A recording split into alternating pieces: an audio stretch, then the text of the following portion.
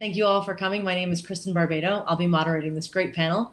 We've got three fantastic speakers today, and we're going to highlight how they are taking a look at electrifying neighborhoods and communities. So since the whole thrust of this panel is to just to take a look at what's happening with the continual growth of the EV industry and access to public charging as well as private charging, how are we looking at this in terms of what are the enablers and what are some of the barriers to making this part of the energy transition actually happening in a way that is accelerating? So before we get started with this topic, I wanted to go through some introductions. So I'll introduce each speaker briefly and have them say a few words about themselves, their background, and what it is that they're doing specifically in electrifying neighborhoods and communities. So first, let me introduce Vida Asebu.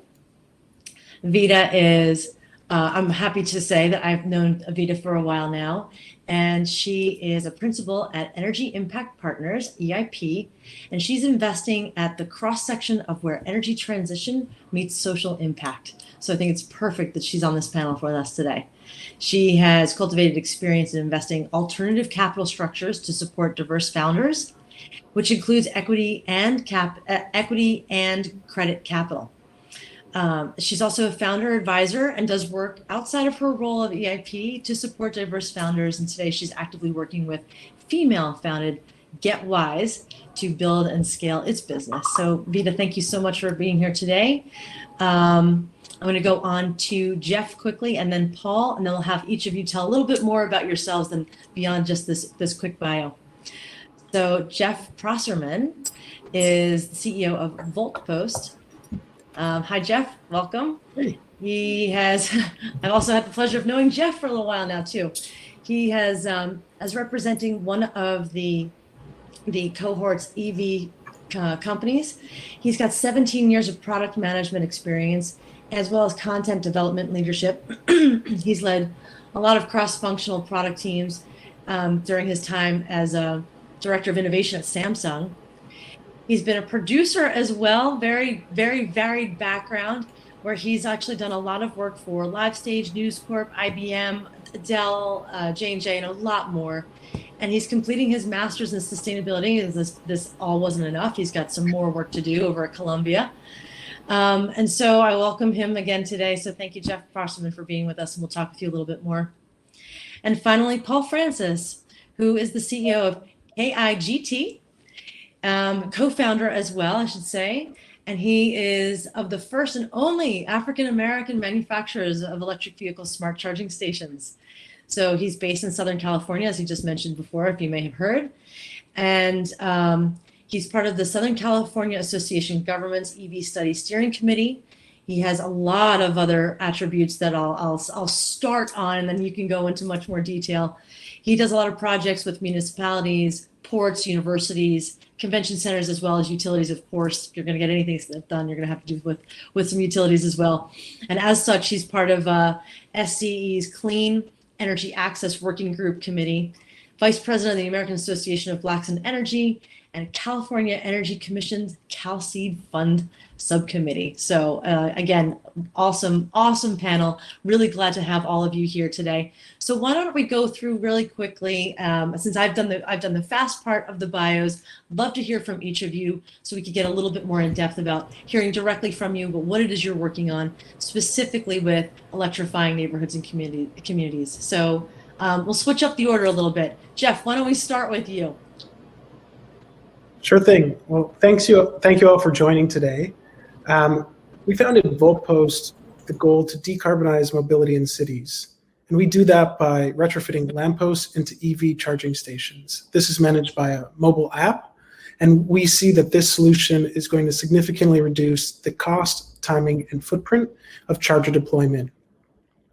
We're building a scalable curbside network for cities and companies to meet the need of over 1 million charging ports needed across the country. My co-founding partners and I led product development at Samsung, and I've studied in the sustainability management program at Columbia University. We're driven to democratize charging access and support cities in their decarbonization goals to go zero. Great, thank you. And why don't we hear, Paul, from you next, since you're representing one of the other cohort mobility and EV charging companies in the cohort here. Yeah, sure. So Paul Francis, CEO, co-founder of Kidget. Thank you. Okay. Oh, no, it's all good, because it was Keep It Green Transit back 10 years ago when we were working with cities and ports doing vehicle to grid projects. Then when we made the pivot to becoming an OEM and manufacturing and becoming a vertically integrated software solution for fleets, residential, and home, we became Keep It Green Tech. But those domains were taken, and it's a mouthful when you try to put them in an email. So Kidget is our company, and currently we have microgrid projects on the West Coast, working to get some on the East Coast, and we just finished another university install at Texas. So we're really excited to see how we can contribute. Great. All the trials and tribulations of being a startup. So nice pivot there. Well done. Vita, lastly, why don't we hear from you? Absolutely. And it's great to be joined by two great individuals that are helping with the energy transition. And the way that EIP helps with that process is to make sure that we're investing in companies like Voltpost that will be part of that energy transition. EIP is a platform that has over $2 billion under management across 6 different portfolios, of which the Elevate Future Fund that I am a part of, exists on the platform.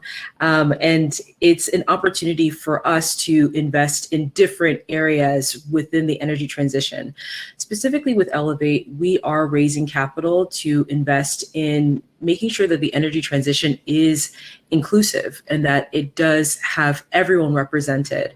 And so the individuals that we're looking to invest equity, credit, capital in are coming from backgrounds that are, that are diverse. We're talking about women, African American, Latinx, individuals with disabilities, the LGBTQ plus community, and other funds that are investing with the same initiative in the energy transition, but then also in diversifying the sectors that they are investing in as well. That's great. Well, thank you so much. We're so glad to have the investor's perspective, and especially that one that actually has the foresight to think about this in terms that are so much more broad than maybe we have traditionally. So what I'll do is, as we start getting into the moderated Q&A, I will see if we have something in toward the end.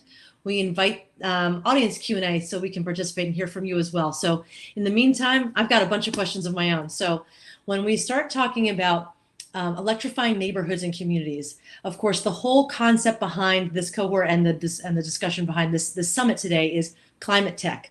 However, I'm going to start with broad questions as we go further and narrow down into the electrification discussion. I'd like to ask each of you, what are your thoughts on what the heck is climate tech? Every time I ask somebody, I might get another answer. So if I have a kind of a joke. If you ask somebody what sustainability is and what climate tech is and how clean tech fits in, how do you define this? And let's hear from you so we can start level set the conversation this way. Anyone can jump in. Well, for us, our CTO, Jodimus Stevenson, has said several times to me when I ask him, what do you feel how we are as a company? What are we doing? He said, climate tech are not robot issues. These aren't technological issues. These are human issues. We're fixing human problems. And so for us, we see it as a way to help enhance, and as we say, reshape 100 years of human habit, so that you're looking at decarbonization, but also community empowerment through clean air, access to clean fuel, affordable fuel and energy. So for us, it's about transitioning over to a future to help with human issues we have now. Great. Thanks, Paul. Others? Just to add to that, I mean, worked in technology and product development a long time, and coming from Samsung, recognized that there is a need for a lot of consumer products. But when you fuse climate into the story, I mean, if you look at recent news with 1 in 3 Americans experiencing a disaster in this summer alone, that there's really such an unsurmountable problem that there needs to be more people pivoting a step to the left and focusing on building technology that can truly make a positive impact. And that's across energy, buildings, transportation, so many other sectors. That just like the beginning of the internet when everybody needed a website, or the mobile transition, we're at a clean energy transition, and we just need everybody running in the same direction. Great. And Vita? Yeah, I mean, and I couldn't agree with Jeff and Paul more. I mean, it truly is an ecosystem, right? At EIP, we're thinking about it in different buckets where we are infusing tech enablement with solutions that are going to help ensure that we have a safer, cleaner, more accessible future that is going to be decarbonized or approach that net zero carbon mandate. And so when we're thinking about investment, we are thinking about buckets within electrification, of which we're thinking about the agriculture electrification, HVAC electrification, industrial processes that are going to need to be that are going to need to be, you could say, upgraded to ensure that we are moving away from the traditional means of operation, towards this new future that is going to have a less of a draw on our environment, and that will be more sustainable. Intelligent demand, resilience of the grid, the tech-enabled infrastructure, all of these things are going to be very important as part of this broader approach to make sure that we are, approaching a cleaner future. Great. Yeah, terrific answers, and very, although similar with your own perspectives and slant on what climate tech is. Because I grew up thinking about it in terms of energy technologies, and then clean tech and sustainability. And now we're talking climate. And I think the umbrella keeps getting bigger. How do we distinguish what types of technologies and solutions are trying to solve what kinds of problems? I mean, I could even say, as we're thinking about electrification, one of the broad issues that I think is on everybody's mind is, as we are electrifying more and more in the building sector, in the mobility sector, transportation, et cetera, where are we thinking about how important is it, the sources of the electrification that's actually happening, right? So when we think about electrifying neighborhoods through EV and electric vehicle charging, let's focus in a little bit more on what those solutions mean to the neighborhoods and those communities themselves.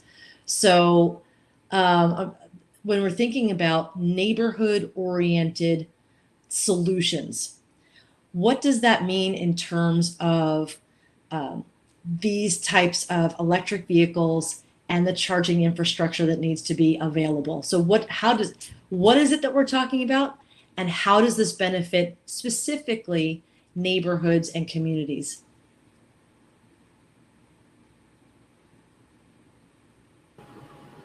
I mean, I'm more than happy to start.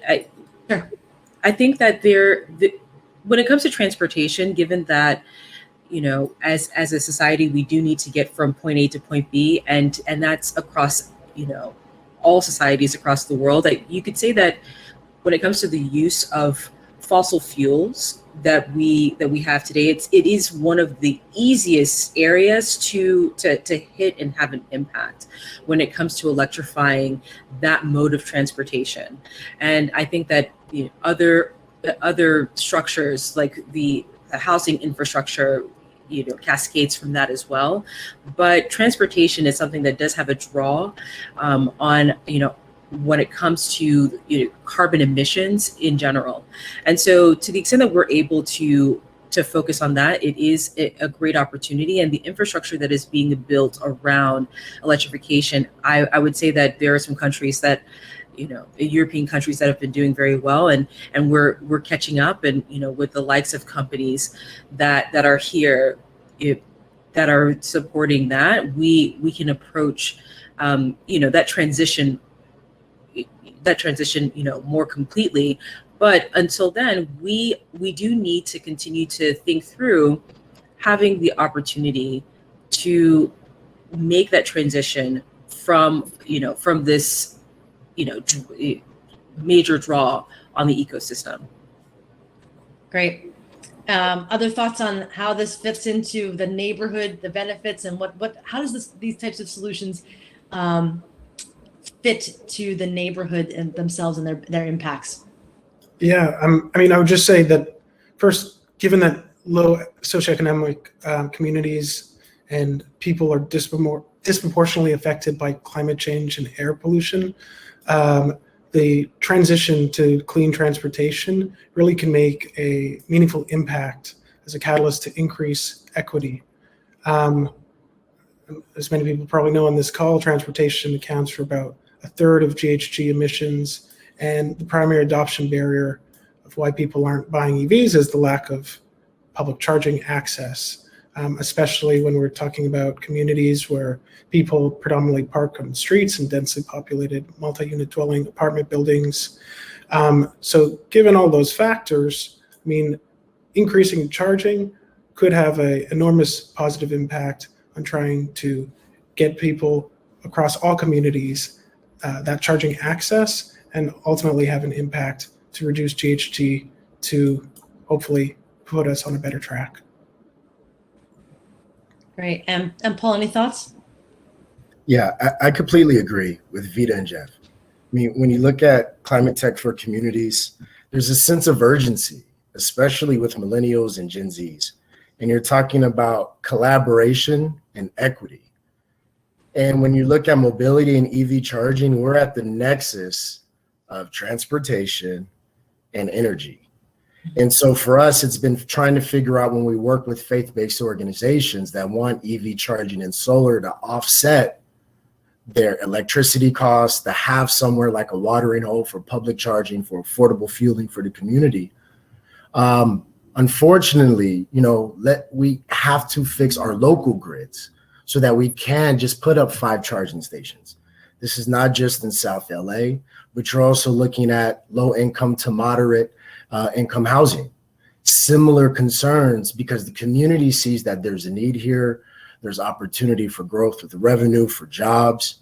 And so when we look at how it impacts the community, it's now trying to collaborate with legislation, with those in charge of permitting and utility interconnection, so that we can provide EV car share like we're doing the project with Envoy in San Jose for low-income housing development.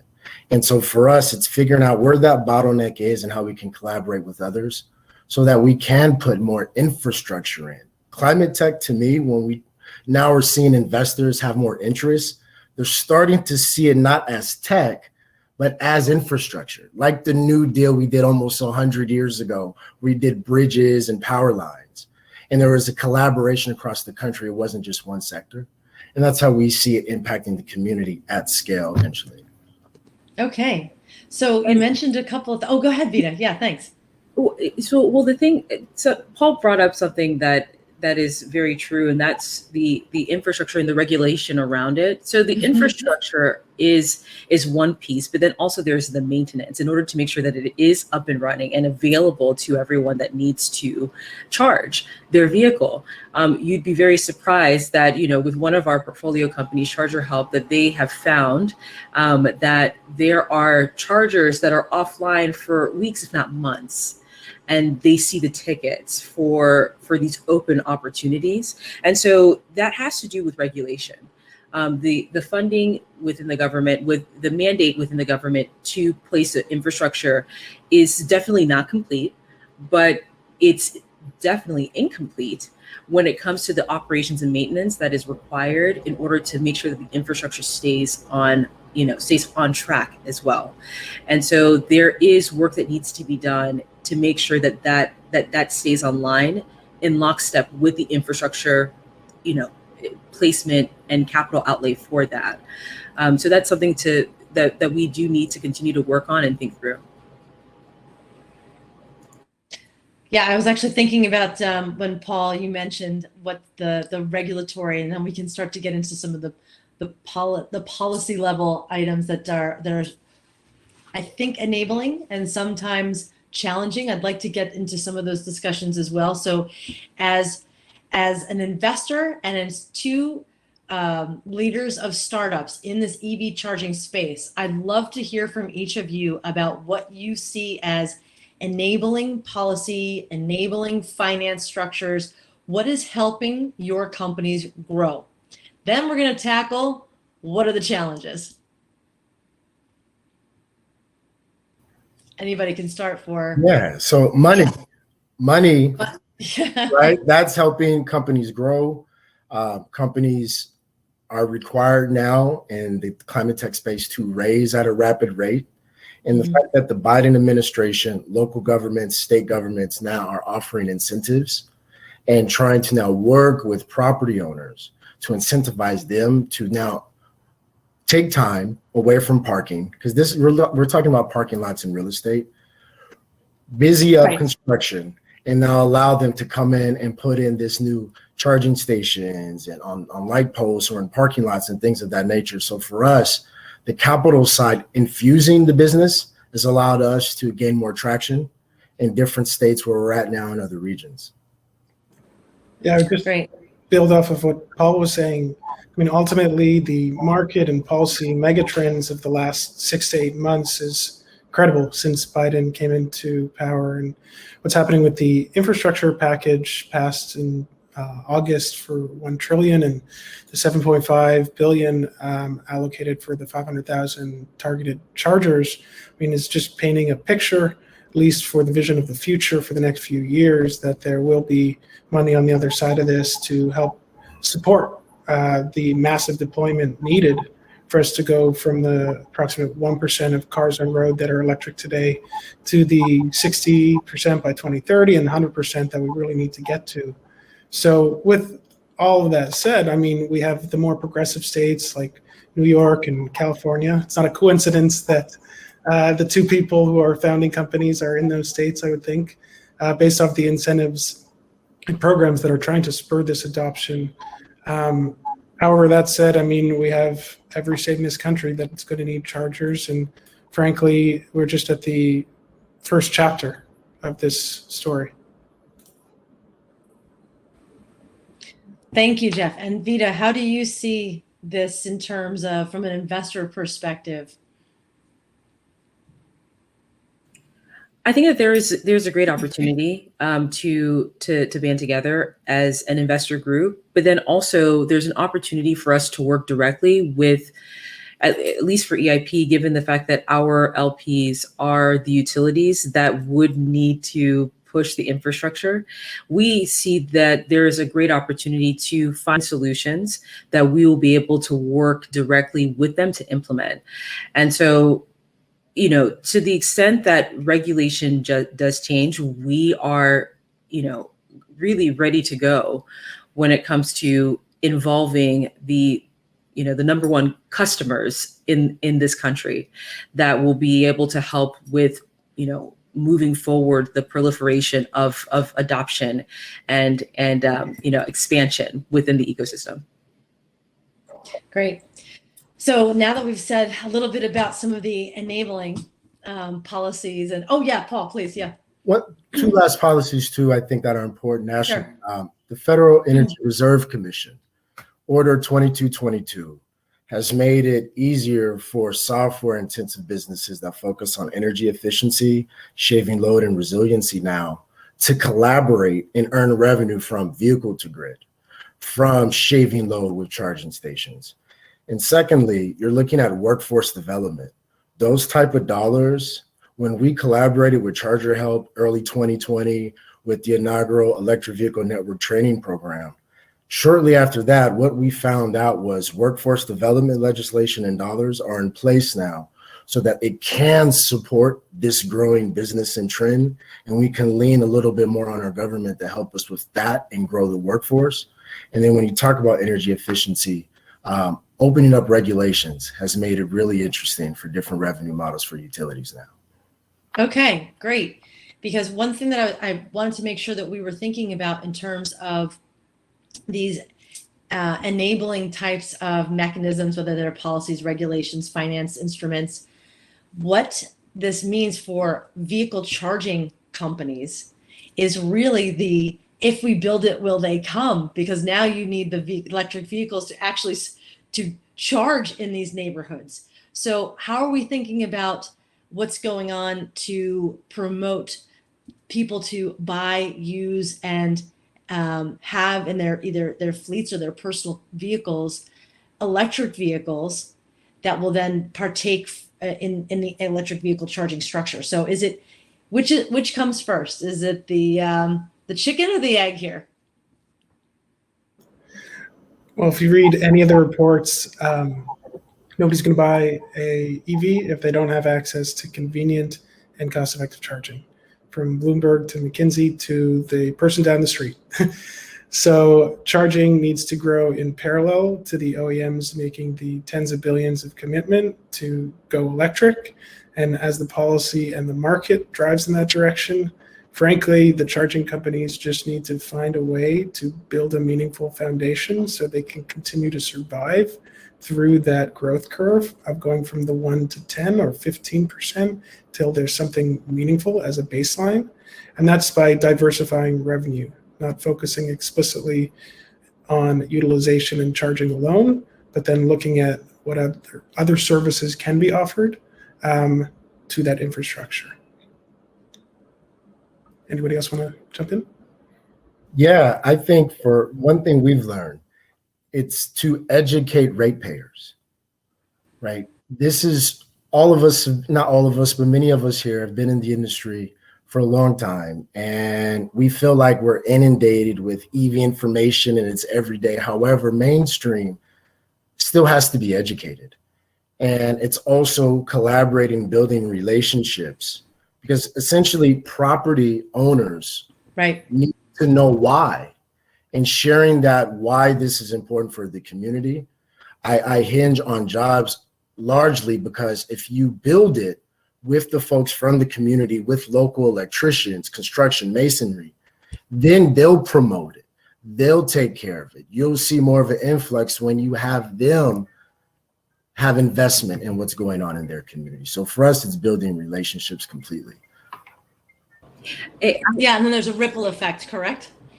Yeah, the ripple effect is definitely there. And I think that when it comes to that next level of adoption, when it comes to the community, as you're mentioning, Paul, so after the customer, the community around it, if there are jobs that are available that are going to support this new infrastructure, and those jobs are going to be good paying jobs, there's an opportunity to reinforce that support.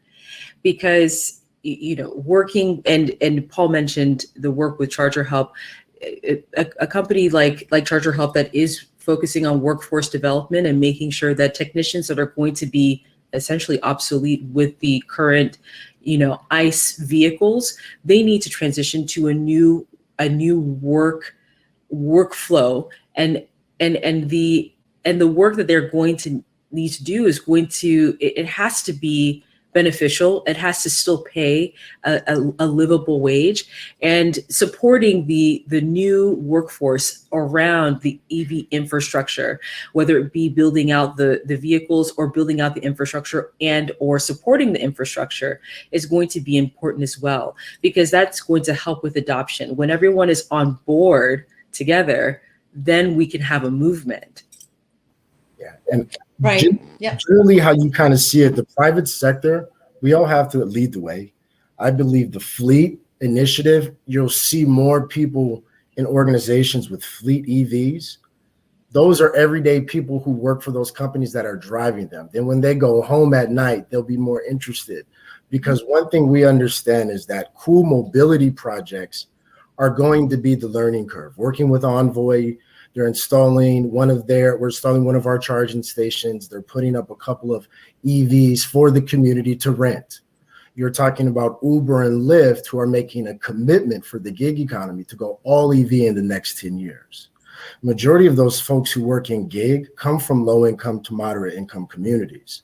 And so for them, having EV infrastructure is critical for their well-being, saving money on fuel. So when you tie it, it all goes back to jobs at the end of the day, gig economy or employed.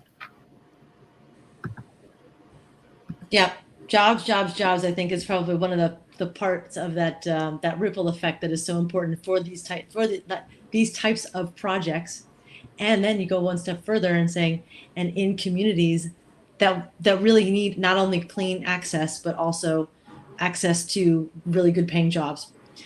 So great points all around. Now let's talk about some of the challenges. I think we may have touched upon them as we were talking about this, but there's a few questions that are already starting in the Q&A, which I'll tie into this. Given the supply chain concerns or even geopolitics, the need for what's happening with for the components of energy storage and batteries that are natural parts of what's happening with the actual drivetrain and the storage of electricity within the charging stations and the vehicles themselves.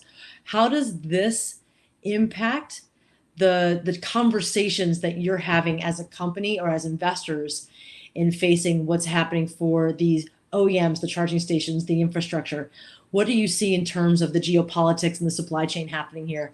That is this something that is a positive for you, or something that you need to think about in terms of a strategy? Well, I'd jump in that, I mean, definitely one of the challenges is dealing with the grid in this country and recognizing that you can't electrify transportation in a bubble, that the renewable power needs to come online alongside the EV adoption.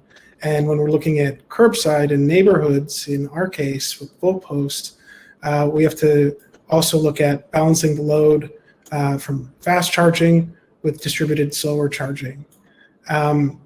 We believe we can help do that by taking a network approach and looking at overnight charging, looking at time of use programs to smooth demand and provide incentives to drivers, and really think about the utilization data that will come from the network as something that can be shared back with utilities and partners in order to test and learn, frankly, because we're in such an early stage, to inform the further deployment. However, if it wasn't hard, if it wasn't as much of a need as there is today, then it wouldn't be worth doing. But the need is so great that I think that we have to all come together and figure out how to get over these initial hurdles. Yes, I agree. Initial hurdles. So for us, it's long-term strategy, and being a younger business, a smaller company, I think allows us to be more nimble and resourceful than the bigs. Honestly, we don't have to slow down a big ton truck to make a pivot. When you talk about supply chain and you're talking about your assembly line and logistics and manufacturing, for us, it's had to be now. We have an office in Brooklyn at the Navy Yard. We're part of New Lab. We were brought into For ClimateTech as an accelerator company. And it was simply because we understand manufacturing and supply chain is critical. Our customers, utilities, we have to supply over 100 chargers within the next 60 days. And it's expensive to put a 50-pound metal piece of charger hardware on a pallet and ship it from California across the country. So for us, it's been strategically to put ourselves in position to have full box assembly manufacturing in New York, try to establish some footing there in Texas when we talk about supply chain to reduce logistics, reducing lead times to get parts, because we also make residential chargers. We make indoor chargers for parking structures, outdoor chargers. And so you have different customer types, and they have different needs and lead times. A residential customer wants their charger yesterday. So for us, because of Amazon and that nature of that business, it's required us to be more nimble and figure out how do we have now supply chain? How do we have backup suppliers so that if one falters because of a Suez Canal, Right. a boat in the middle of it, we have another in New York. So for us to be able to do that young helps us create a foundation long-term. So when investors come in, they go, wow, these guys took care of what they needed too early so they can be there 10 years later. Right. Along those lines, there's another question that came in the Q&A that I think you just touched upon that I think is very, very interesting. And Vita, I'd love your take on this as well. It's when you're thinking about the scaling of these types of technologies, how much, and I'm sure as as founders of these companies as well, you've thought about this quite a lot. How much does the business model matter? And if it does matter, which I think it does, what are the contributing factors? What are you looking at in terms of that business model? I mean, Paul, you just mentioned a few shifts that you were thinking about in your strategy just to relate to supply chain issues that could happen. So how does that tie into, Vita, the thoughts on the importance of and the application of a proper business model?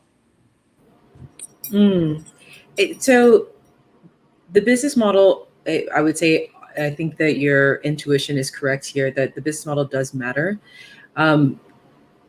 It is important to ensure that you're aware of how new customer acquisition is going to happen and the elements that are going to be building blocks in order to make that transition for the customer, that now this is not a natural customer. The customer has to do work, and the environment around the business has to be meaningful, and there needs to be work around that. And so to the extent that a company has figured out the different pieces that need to happen, whether it be the education, which we've mentioned in this conversation, whether it be the regulatory environment, which has also been mentioned, whether it be the workforce that needs to kind of join hands with the company as a stakeholder. I would say that to the extent that the business model thinks about all the different stakeholders within this transition, it matters to make sure that the business is ready for the obstacles, because there are obstacles here, and thinking through how those obstacles can be surmounted. A company that has thought through all of these different pieces is one that is incredibly exciting.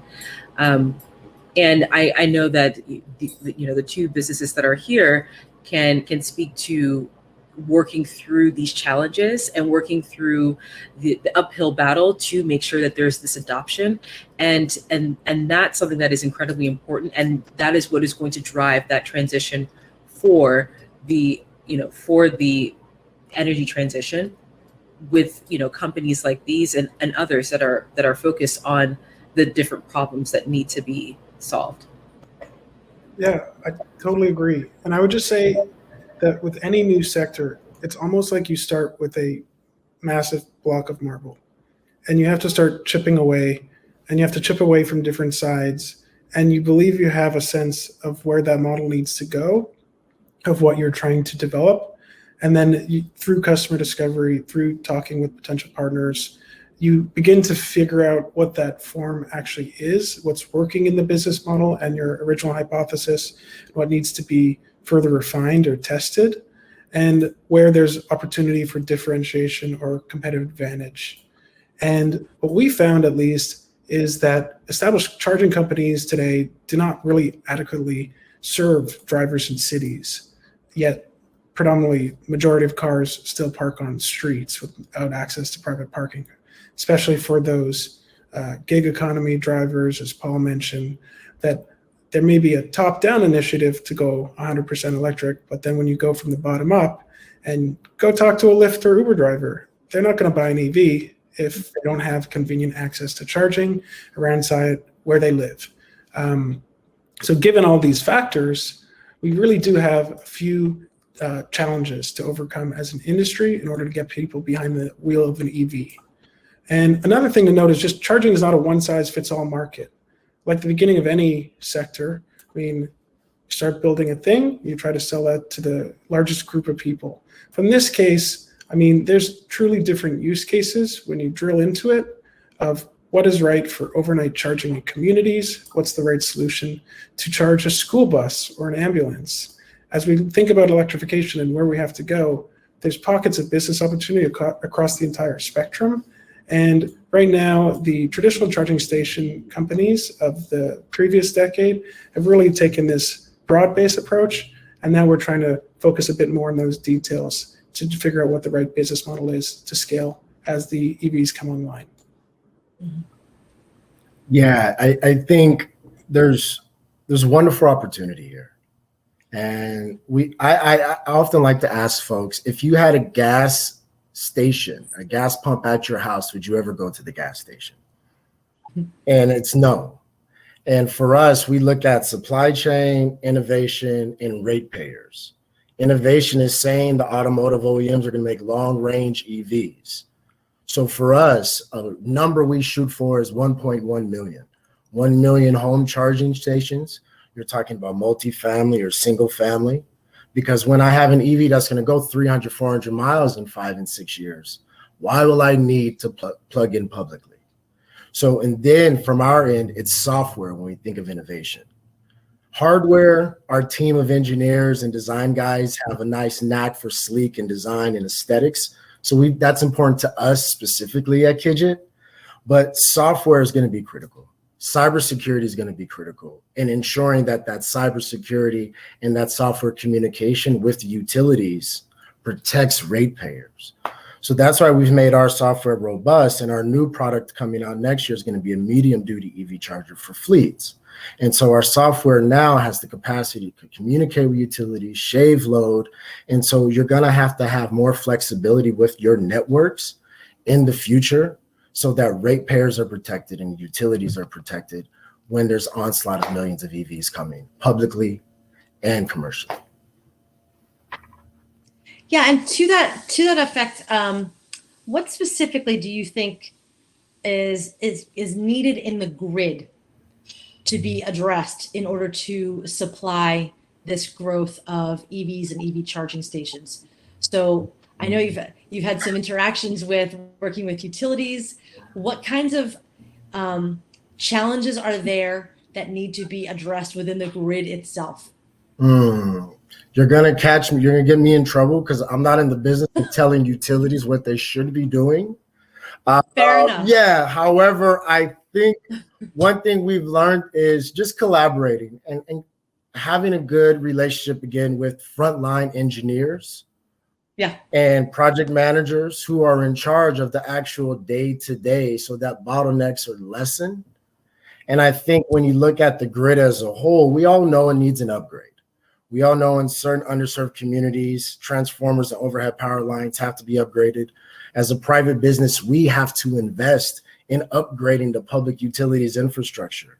So as a business, we understand project finance and the private sector is going to have to support the utilities if we're going to reach our goals and our numbers of this EV charging influx over the next 5 years. And so I think microgrids are going to be critical.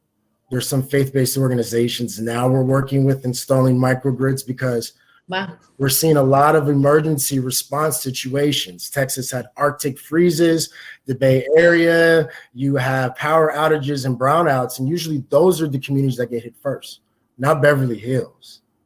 And so when you put microgrids there, now the faith-based organizations, the nonprofit organizations become a hub for people to go to when it's dark. Right? If their food does go bad, now these microgrids at these community centers with EV charging can supply some sort of emergency response resiliency. So funding project finance to put more of these microgrid centers in communities, I think we'll see a really fascinating future. Okay. And I've just well navigated, by the way. Jeff? I was just going to add, as more renewable sources come online, just metering across all facets of the grid. For example, I mean, a lot of the lampposts in our certain use case aren't metered at all today, No. just based off of time of turning the lights on and off and getting an estimate. But ultimately, if we can get to a level of precision of how the power is used, then we can manage that in a much more effective pathway, and then be able to provide new services like thinking about vehicle to grid as that eventually comes online over the next few years at scale, and really look at distributed energy and building these virtual power plants through a network. I think that Paul and Jeff have diplomatically moved through the answers to these to this question, but I would say that when it comes to the utilities, these are large organizations that are mindful about adoption and the solutions that are out there, that we are investing in, that they get the first cut at are solutions that are important when it comes to the microgrids and the grid hardening, and then also thinking through smart metering. These are solutions that have been important for us to invest in order to pass along. It's just a matter of maybe the time for adoption, but I do think that we're moving in the right direction. Yeah, great. Well, it's a tough issue just because even the utilities themselves, having worked for a few in my career, I can tell you that there's definitely the position of being in between a rock and a hard place sometimes, in that they have the need to address a large public technical infrastructure, but at the same time, I mean, I personally like to see much more innovation happening and scaling the new solutions. So, but being able to balance that is not an easy task. So thank you very much for your thoughts on those questions.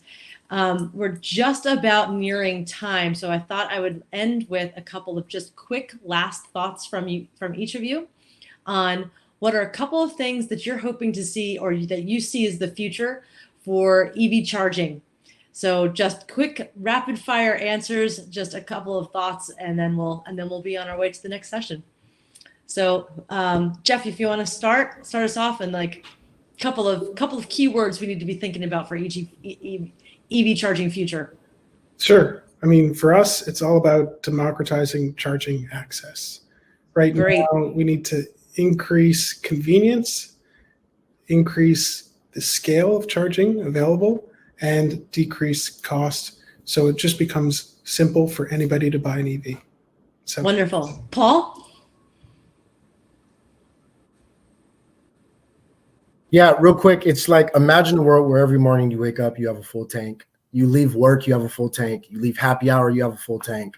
Your car provides power and electricity for you and your family and friends at night, and it costs under $5 to do it. That's the vision we want to see at Kidget. Great. And Vita, we'll end up with you. Absolutely.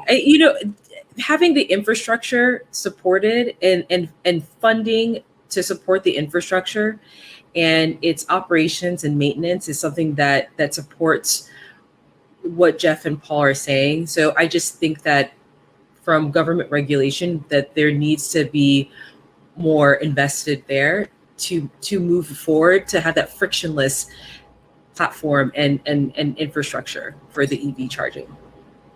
Wonderful. Thank you all so much. I want to keep to time and thank everybody from the summit for us to have this opportunity today. Take care, everybody. Thank you so much, Kristen and Vita, Jeff, Paul. That was an incredible session. I feel like I learned so much. So thank you all for being here today. That wraps up our sessions for the entire day. And now we're moving into networking. So if you would like to go out and meet some fellow people in the space, you can go to the left of your screen. You'll see a networking tab. Click on that and it will automatically match you with someone for a 3-minute networking session. If you'd like to speak with them longer, you can extend that. Or you can skip and meet lots of people. So thank you again for a wonderful day. We'll be meeting again tomorrow, and then we'll close out with our final remarks. Thanks so much. Thanks, Zoe. Thanks, everybody.